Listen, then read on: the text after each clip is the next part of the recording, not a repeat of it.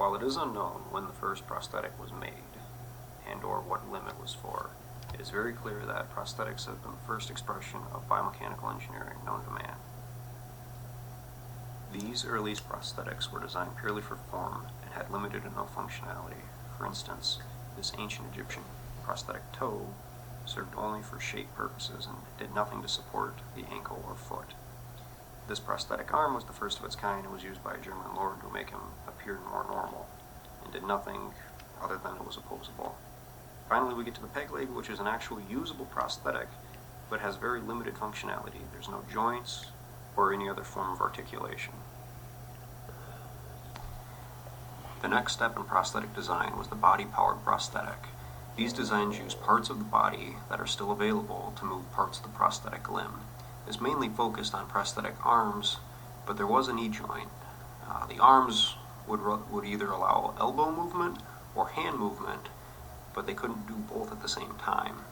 These designs also offered greater functionality at a sacrifice of form, because now there are hooks on the end of the appendages and or exposed metal joints. But they still offered the user greater control over what they used to have. While these designs did offer functionality, they lacked significant control. For instance, when a joint was supposed to flex, it would be locked, or when it was supposed to be open, it would be closed, and vice versa. With that said, the body-powered prosthetic is still the most widespread design in use today, and the most cost-effective. Modern prosthetics benefited greatly during this time period due to advances in robotics manufacturing materials. Also, the variety of designs increased.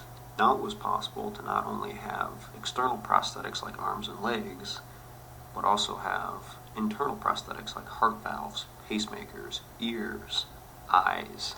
Technologies driving these advancements were the plastics and semiconductor industries.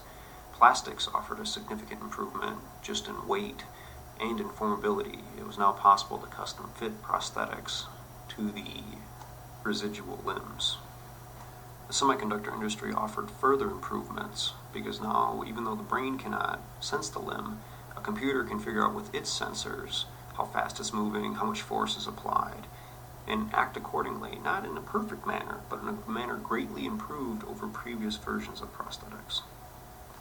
The final advancement was research into biocompatible materials. Things like the heart valves and eyes and ears wouldn't have been possible without the biocompatible materials, and it also paves the way for future technology that proves to be much more powerful, but it wouldn't have been possible without this. Myoelectric prosthetics offer the first opportunity for the brain to directly control a prosthetic limb. The controls are very basic. You might have an on-off control or a forwards-reverse control.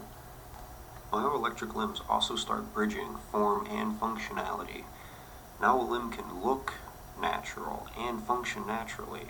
A large variety of movements are available through a myoelectric limb. These functions aren't available with a body-powered prosthesis, but they do have their disadvantages. The electrodes placed onto the skin surface to detect the muscle movements are very sensitive to heat and cold, and also the neurosurgery required to rewire the nerves to the unused muscles must be done very rapidly after the amputation, otherwise the nerves will never heal and integrate into the new muscle to control a prosthetic limb. Osseointegrated prosthetics greatly reduce the main cause of discomfort with modern prosthetics, the fit. The osseointegration process involves placing a specially coated titanium spike or screw directly into the bone of where the limb used to attach. This allows the forces to be transmitted directly to the parts of the body that are meant to support the load. This process eliminates side effects of poor fit and like chafing. It also provides the user with the most natural motion possible. This arises because the bone is completely supported and in direct contact with the prosthetic. It also increases stability and control because the prosthetic doesn't get false signals from the limb shifting around in the socket. This results in massive increases in speed and performance and frees up other muscles that couldn't be used before to perform other functions and control other joints. Full body prosthetics are prosthetics that try to enhance instead of replace missing human capability. Primary focus has been for military applications, but applications segue into construction and healthcare. Particularly for these fields, the XOS2 suit, shown on the left, is very important because while it is tethered, it offers full functionality and capability with zero fatigue. And for the non-tethered side of things, the Hulk suit provides the ability to sprint with 200 pounds at 10 miles an hour for short periods and to move at 7 miles an hour for extended periods.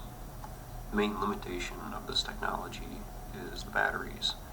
As energy storage increases, the ability and range and power of these prosthetics will increase as well. OPRA stands for the Osseo-Integrated Prosthetics for Rehabilitation of Amputees, and was coined by Professor Per Ivangar Brandmark of Sweden in the 1950s. OPRA is special because it eliminates the need to wire the nerves into the muscle and allows the nerves to be wired directly into the electrical sensors for the prosthetic, giving a very wide range of commands that can be sent, along also with easy integration of the brain.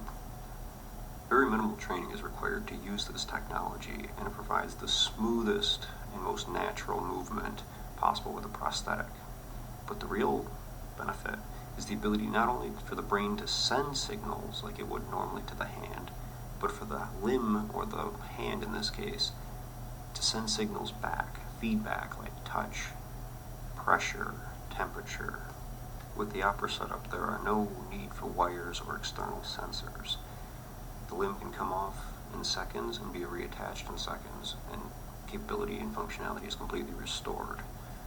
Also, the risk of infection is greatly reduced over standard osseo-integrating techniques.